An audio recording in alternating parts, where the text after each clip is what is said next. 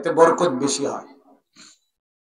কোরআন শরীফে আছে মুসা আলাইহিস সালামকে আল্লাহ তাআলা আল্লাহর কথা শুনবার জন্য যখন ডাক দিছেন তুর পাহাড়ে প্রথম যেদিন, তো সেদিনই আল্লাহ তাআলা বলছেন ইন্নী আনা রাব্বুক ফাখলা'না আলাইকা, মুসা আমি তোমার রব, তুমি তোমার জুতা খুলে ফেলো। এই যে জুতা খুলে ফেলো, তাফসীরের মধ্যে আছে, আয়াতের মধ্যেও আছে, সূরা তাহা।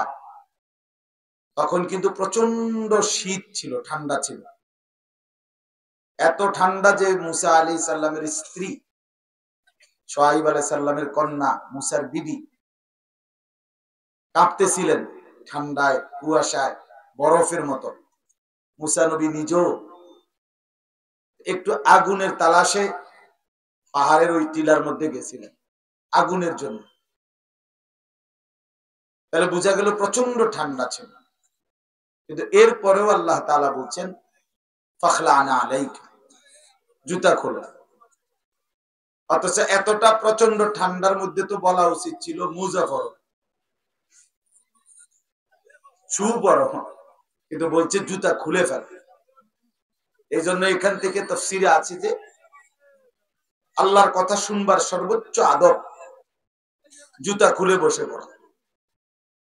ওয়া আনা আখতারতুকা ফাসতামি' লিমা ইউহা, এখানে আছে আয়াতের পরে আল্লাহ বলেন আমি তোমাকে নির্বাচিত করেছি, ফাসতামি' লিমা ইউহা, অতএব তুমি আমার ওয়াহী, আমার কথা মনোযোগ দিয়ে শোনো।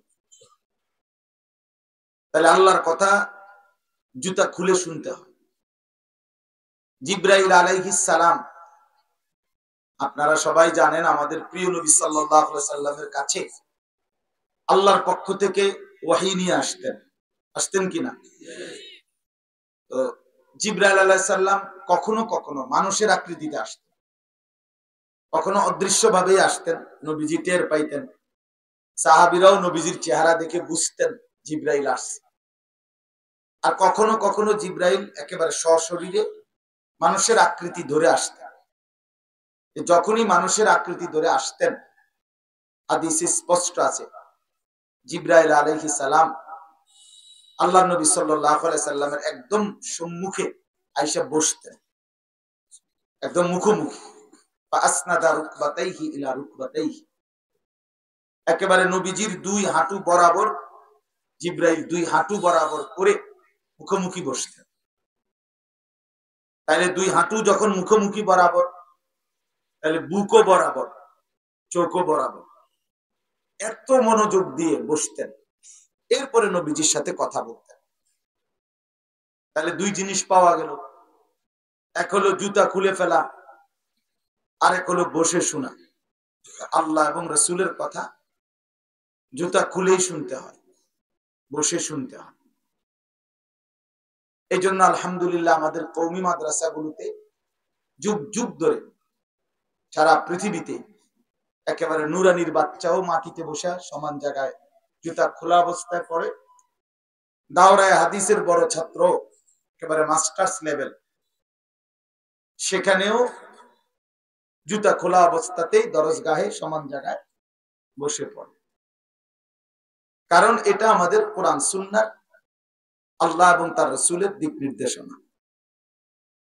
অথচ অন্য কোথাও এটা কল্পনাও করা যাবে না যে মাস্টার্সের ছাত্র নিচে বইয়া পড়ে।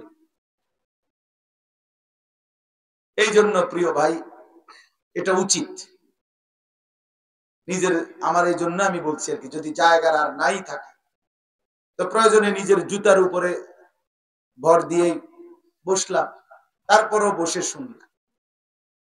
আর এর পরেও যাদের একান্ত হয়তো প্যান্ট এত সিফা যে আসলে বসতেই পারে না বেচারা, এটা এত টাইট যার কারণে এটা দিয়ে বসা তার জন্য এক ধরনের অভিশাপ, এরকম কেউ থাকতে পারে। এরকম সিবা প্যান্টের জন্য আর কি করা, এখন তার এই মুহূর্তে প্যান্ট বদলানো সম্ভব না, বেচারা প্যান্ট বদলাই আইতে আইতে ওয়াজ শেষ হয়ে যাবে। এই জন্য সিবা প্যান্টওয়ালার জন্য বিশেষ ছাড় দেওয়া হলো।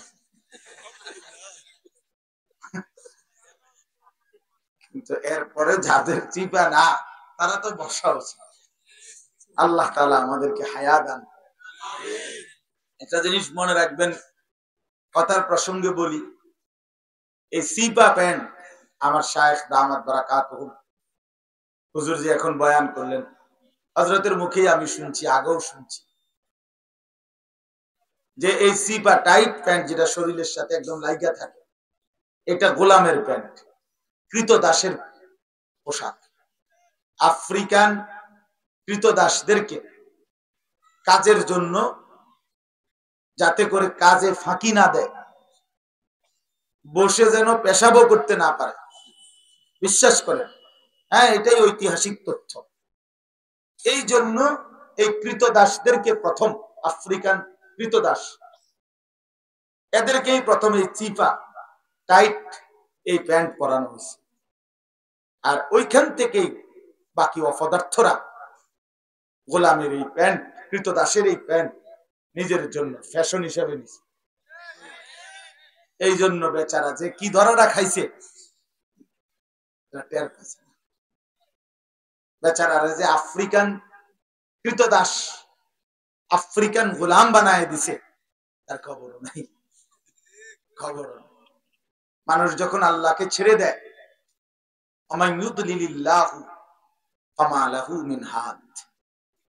কোরআনুল কারীমে আল্লাহ বলেন, আল্লাহ যাকে পথভ্রষ্ট করে দেয় সে আর কোথাও পথ প্রদর্শক পায় না। আল্লাহকে বাদ দিলে আর কোথাও হাদি মিলে না। ফামা লাহু মিন হাদ, তার জন্য আর কোনো পথ প্রদর্শক নাই। কোরআনুল কারীমের মধ্যে বলছেন আল্লাহ তাআলা, ফামান লাম ইয়াজআলিল্লাহু লাহু নূরান ফামা লাহু মিন নূর। আল্লাহ পাকের আলো, নূর যে পেল না, তার জন্য ফামা লাহু মিন নূর, তার জন্য কোথাও কোনো আলো নাই, তার জন্য কোথাও কোনো আলো নাই। আমরা আলেম ওলামারা দেখবেন, যে কোনো বক্তা, ওয়াইজ, শুক্রবারের জুমার বয়ান হোক আর এরকম মাহফিলে, শুরুতে আমরা একটা খুতবা পড়ি। এই খুতবার মধ্যে আমরা এটা বলে নেই, নবীজির শেখানো বাক্য, মান ইয়াহদিহিল্লাহু ফালা মুদিল্লা লাহু ওয়া মান ইউদ্লিলহু ফালা হাদিয়া লাহু।